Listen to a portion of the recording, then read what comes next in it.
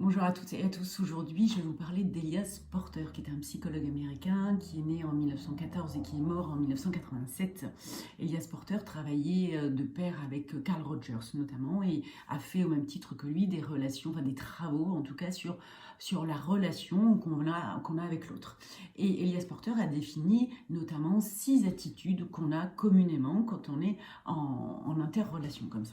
Et donc, dans ces 6 attitudes, ce qui est intéressant, c'est de faire un relationnel entre ces 6 attitudes décrites par Porter et l'expérience subjective qui est décrite par la PNL. Donc voilà, le schéma de l'expérience subjective décrite par la PNL par rapport à une problématique donnée. Il y a le contexte, les croyances et les valeurs de la personne, et à l'intérieur de tout ça, il y a ce qu'elle ressent, ce qu'elle se dit, et les émotions et les comportements que ça va générer. Donc ça, c'est l'expérience subjective. Et donc si on rapporte ce petit schéma-là aux 6 attitudes de Porter, donc on voit qu'il y a une première attitude que décrit Porter qui est l'attitude d'investigation. L'attitude d'investigation, c'est d'aller poser des questions justement sur le contexte. C'était où, c'était quand, c'était avec qui. Donc quelque part, ça va venir un petit peu nourrir notre curiosité et on va être dans cette écoute d'investigation, cette attitude où on va poser plein de questions sur le contexte. Alors, aucune attitude n'est bonne ou mauvaise, bien évidemment, elles ont toutes des points positifs et des points négatifs. Deuxième attitude décrite par Porter, ça va être l'attitude de jugement par rapport aux croyances et aux valeurs. Alors moi, si j'étais toi, je penserais plutôt comme ça. Donc on va être plutôt dans le jugement par rapport aux croyances et aux valeurs de la personne.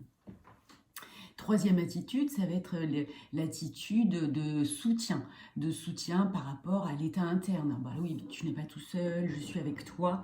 Donc voilà, par rapport à ce que peut ressentir la personne, on vient apporter son soutien, une attitude de soutien.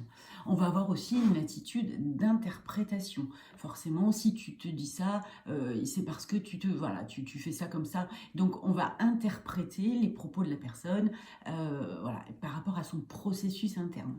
Et attitude d'interprétation. Et enfin, dernière attitude, ça va être l'attitude de conseil. Moi, à ta place, je ferais plutôt ça.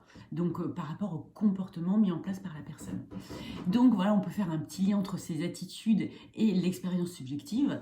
Et bien évidemment, la 6e attitude qui va être décrite par Porter, ça va être l'attitude de compréhension avec un comportement du type écoute active. Donc, par rapport à une problématique donnée, quitter justement toutes ces autres attitudes et être plutôt dans une attitude au vu de ce que tu viens de me dire, qu'est-ce que tu veux toi? Donc être vraiment dans justement comme dit Carl Rogers, dans cette empathie, dans cette écoute et dans cette considération positive inconditionnelle que nous décrit Carl Rogers. Donc évidemment, la 6e attitude serait la plus adaptable, en tout cas pour un accompagnement type coaching ou type thérapeutique, mais elle a aussi des points négatifs, attention, c'est-à-dire que prendre cette attitude-là quand on est dans une relation amicale ou familiale, c'est un peu intrusif. Prendre la casquette du thérapeute quand il n'y a pas de demande de thérapie, c'est pas nécessairement non plus une solution en soi.